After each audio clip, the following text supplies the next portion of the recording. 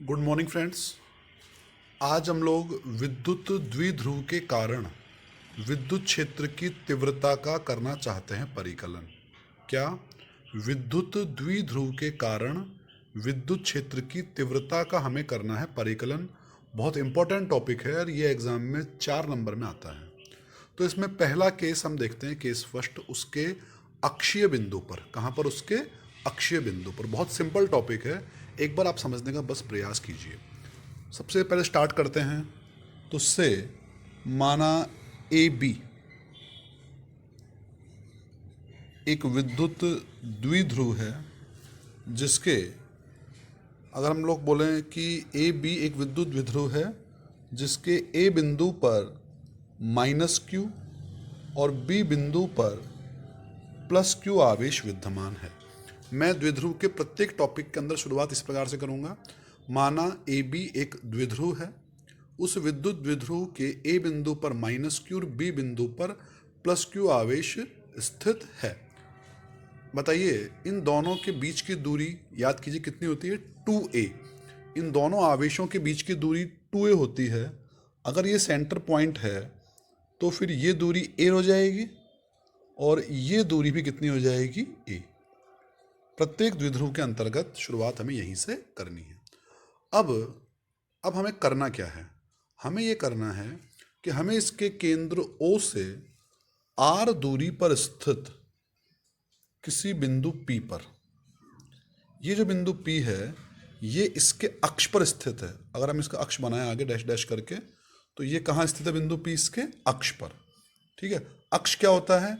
अक्ष होता है कि जो द्विध्रुव है उसके दोनों आवेशों को मिलाने वाली जो सरल रेखा है, जो आगे बढ़ाओ उसको, तो क्या है वो? अक्ष। तो बिंदु P कहाँ पर स्थित है? इसके अक्ष पर स्थित है। अब बताइए, बिंदु P की बिंदु O से दूरी कितनी है? बिंदु P की बिंदु O से दूरी है स्मॉल r। ठीक है, ये दूरी स्मॉल r है, केंद्र से दूरी है। ठीक है, तो मुझे बताइए सोच समझ करके कि प्लस क्यू आवेश से दूरी कितनी रह जाएगी। देखो, पूरी दूरी r है केंद्र O से, तो ये a दूरी घट जाएगी ना। तो बिंदु B की या आवेश प्लस क्यू की बिंदु P से दूरी कितनी बचेगी? रिमेनिंग बचेगी सर ये r माइनस ए। कितनी बचेगी बोलिए? ये r minus a. Plus q आवेश की बिंदु P से दूरी कितनी बचेगी? r माइनस ए। जबकि माइनस क्यू आवेश की कितनी बचेगी? देखो, ये तो पूरा r है, r के साथ प्लस में ये a भी आ जाएगा ना, तो ये डिस्टेंस कितनी होगी? ये डिस्टेंस होगी r प्लस ए। ठीक है, तो वापस शुरुआत करते हैं पूरे टॉपिक की एक बार। माना ए बी एक विद्युत द्विध्रुव है जिसके ए सिरे पर माइनस क्यू और बी सिरे पर प्लस क्यू आवेश स्थित है और दोनों आवेशों के बीच की दूरी 2a है। केंद्र O है, केंद्र O से कितनी दूरी पर? r दूरी पर। किस अक्ष पर? उसी अक्ष पर या अक्षीय बिंदु P पर हमें क्या निकालनी है? हमें विद्युत क्षेत्र की तीव्रता ज्ञात करनी है। इसके लिए सबसे पहले बताइए आप मुझे कि केंद्र से दूरी कितनी है? r। तो प्लस क्यू आवेश से दूरी कितनी हो जाएगी? r माइनस ए। और माइनस क्यू से कितनी हो जाएगी? माइनस क्यू से हो जाएगी r प्लस ए। ये दूरियाँ इंपॉर्टेंट है, समझिएगा इनको एक बार। बहुत सिंपल भी है, कोई कठिन नहीं है ये। अब इसके बाद हम टॉपिक को आगे बढ़ाते हैं। बताइए, मैंने आपको बिंदु आवेश के कारण विद्युत क्षेत्र की तीव्रता पढ़ाई थी क्या? Yes sir. इसके टॉपिक जो था पहले वालों से पढ़ाई थी आपने कि बिंदु आवेश के कारण विद्युत क्षेत्र होता है 1/4πε0 क्यू बटा दूरी का स्क्वायर यानी r²। यही होता है। ठीक है, तो आप मुझे बताइए कि इस प्लस क्यू आवेश के कारण, ये भी तो बिंदु आवेश है भाई, है तो दो आवेश, द्विध्रुव है ना, तो दो आवेश हैं, पर एक बार में हम एक आवेश को मान रहे हैं। तो पहले मैंने माना कि प्लस क्यू आवेश। बताइए, प्लस क्यू आवेश के कारण इस बिंदु P पर कितना विद्युत क्षेत्र की तीव्रता उत्पन्न होगी? सर वो होगी E1 बराबर, बोलो क्या होगा? 1/4πε0 आवेश Q बटा दूरी आर नहीं है, दूरी कितनी रह जाएगी अब, r minus a, plus q आवेश से बिंदु पी की दूरी कितनी है, आर माइनस ए। तो नीचे बटे में क्या आ जाएगा, नीचे बटे में आर माइनस ए का स्क्वायर आ जाएगा। इक्वेशन नंबर 1 बन जाएगी। क्या आ गया ये बोलिए, ये आ गया प्लस क्यू आवेश के कारण पी बिंदु पर उत्पन्न विद्युत क्षेत्र की तीव्रता। बताओ ये जो है इसकी दिशा, इस विद्युत क्षेत्र की तीव्रता E1 की दिशा B से P की ओर होगी या P से B की ओर होगी। सुनिएगा ध्यान से, एक बिल्कुल थंब रूल जान लीजिए कि विद्युत क्षेत्र की तीव्रता की जो दिशा होती है वो हमेशा यूं तो धनावेश से ऋणावेश की ओर होती है, लेकिन हम यहाँ बात कर रहे हैं धनावेश से, तो बिंदु कौन सा है, P, तो धनावेश से बिंदु की तरफ होती है। धनावेश से कहाँ होती है, बिंदु की तरफ, ठीक है। और ऋणावेश होता तो बिंदु से ऋणावेश की तरफ, बिंदु से ऋणावेश। अभी क्या है, ये धनावेश है, तो बताओ दिशा जो होगी इस E1 की वो P होगी या P से B की ओर होगी। सर वो B से P की तरफ रहेगी। क्यों होगी, क्योंकि धनावेश से कहाँ होती है, बिंदु की तरफ। यानी आप कहेंगे कि उसकी दिशा होगी BP, तो हम कोष्टक में लिखेंगे BP दिशा में, ठीक है, BP दिशा में। तो देखिए जरा P बिंदु पर B से कहाँ बनाऊंगा मैं, P की तरफ, कहाँ बनाऊंगा मैं, P की तरफ, तो इधर आएगी दिशा, तो ये क्या आएगा, E1 आ जाएगा। क्या आ जाएगा, ये E1 वेक्टर आ जाएगा, ठीक है। तो E1 की दिशा कहाँ से होगी, B से P की ओर। अब बताइए दूसरा आवेश कौन सा है, सर दूसरा आवेश है माइनस Q। इस आवेश माइनस Q से बिंदु P की दूरी कितनी है, सर वो है R प्लस ए। तो उसी तर्ज पर बताइए माइनस Q आवेश के कारण विद्युत क्षेत्र की तीव्रता E2 बोलो कितनी आएगी, सर ये आएगी 1/4 पाई एप्सिलॉन 0 Q बटा R प्लस ए का होल स्क्वायर। क्या आएगी ये, R प्लस ए का होल स्क्वायर। अब दिशा बताओ कहाँ से कहाँ आएगी, A से P दिशा आएगी या P से A दिशा आएगी।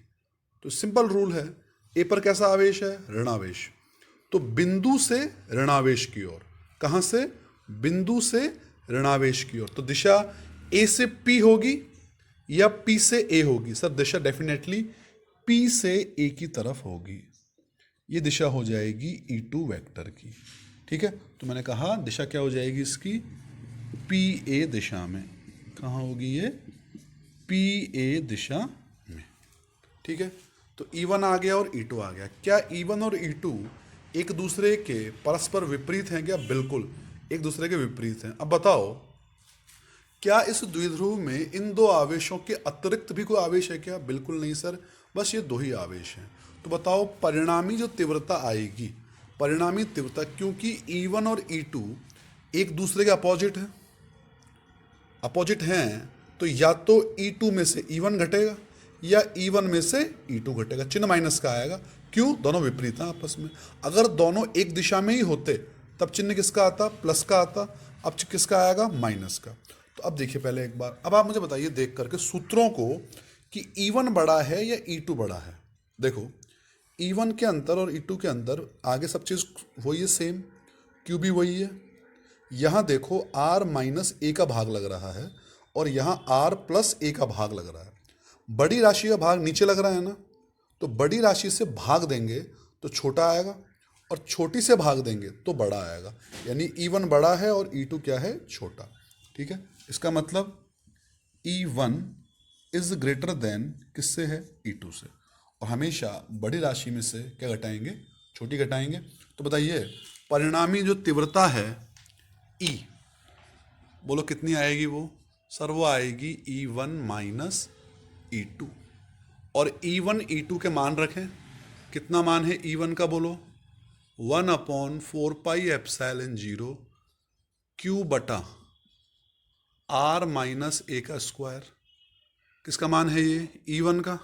और कितना मान है E2 का, बोलो 1/4 पाई एप्सिलॉन 0 Q बटा आर प्लस ए का स्क्वायर। बस अब हमें केवल इसको सॉल्व करना है, सॉल्व करने से हमारा आंसर आ जाएगा। सॉल्व करना बिल्कुल सिंपल है। कॉमन बताओ क्या आ रहा है? कॉमन आ रहा है 1/4πε0 और क्यू भी तो कॉमन आ रहा है, यस। तो ई कितना बचेगा बोलो? ई बचेगा Q/4πε0 1/r माइनस ए का स्क्वायर माइनस 1/r प्लस ए का स्क्वायर। बच गए। अब लघुत्तम लेकर के बस इसको सॉल्व करना है। लघुत्तम बताओ क्या आएगा? लघुत्तम आएगा इसका r माइनस ए का स्क्वायर और r प्लस ए का स्क्वायर। लघुत्तम आ जाएगा, ये इससे कटेगा, ये ऊपर पहुंचेगा, तो r प्लस ए का स्क्वायर माइनस r माइनस ए का स्क्वायर। ठीक है, कोई दिक्कत बोलो इसमें? अब खोलिए इसको, तो e Q/4πε0 खोलेंगे तो r square plus a square plus 2RA आएगा, है ना, और minus r square plus a square minus 2RA आएगा। अपॉन में एक काम करो, आर माइनस ए और आर प्लस ए का क्या कर दो आप? होल स्क्वायर कर दो। ठीक है, अब क्या होगा बताओ? आर स्क्वायर से आर स्क्वायर, ए स्क्वायर से ए स्क्वायर कट जाएगा, 2RA माइनस और माइनस प्लस हो जाएगा 2RA, तो 2RA और 2RA कितना हो गया? 4RA। नीचे R minus A R plus A, ये हो जाएगा आर स्क्वायर माइनस ए स्क्वायर। तो अगर ढंग से लिखें तो ई की वैल्यू क्या हो जाएगी बोलो? Q/4πε0 4RA बटा आर स्क्वायर माइनस ए स्क्वायर का होल स्क्वायर। इसको हम ई अक्षीय भी कह सकते हैं। ई अक्षीय क्यों? अक्षीय बिंदु पर। ठीक है, अब इसमें एक काम और करा करो हमेशा। देखो, जब भी टॉपिक द्विध्रुव के आते हैं ना, तो उसमें Q और 2A, यहाँ से 2A आ जाएगा, और Q और 2A के स्थान पर जैसे ही Q और 2A आएगा उसकी जगह P कर देना चाहिए अपन को। तो 4RA में से 2A बाहर निकाल लो, तो Q गुणा 2A क्या बन जाएगा? P बन जाएगा। देखते हैं उसको हम लोग एक बार। ई अक्षीय, मैंने क्या किया? Q गुणा 2A कर दिया, अपॉन में 4πε0 और 2R upon r square minus ए स्क्वायर का होल स्क्वायर। इससे क्या फायदा हुआ कि Q गुणा 2A ये बन जाएगा P। क्या बन जाएगा ये? P।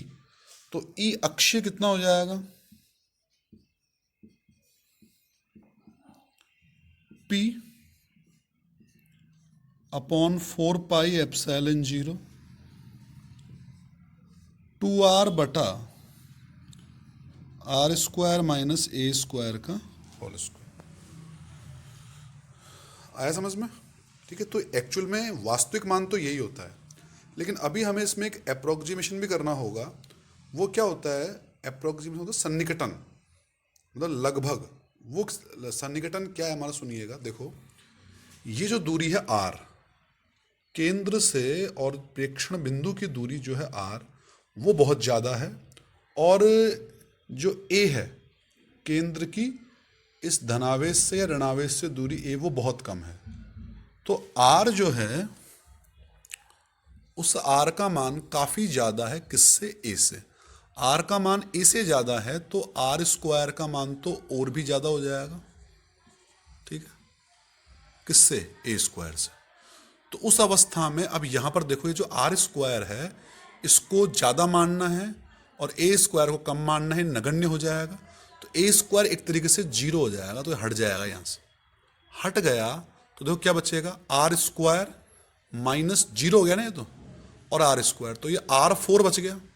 ठीक है, तो ई अक्षीय क्या हो जाएगा, ई अक्षीय बराबर P अपॉन 4πε0 2R बटा R4, और एक R से R भी कट जाएगा, तो ई अक्षीय कितना हो जाएगा 1/4πε0 2P अपॉन R³। ये हमारे पास आ गया विद्युत द्विध्रुव के कारण उसके अक्ष पर विद्युत क्षेत्र की तीव्रता, यानी ई अक्षीय हमारे पास हो गया।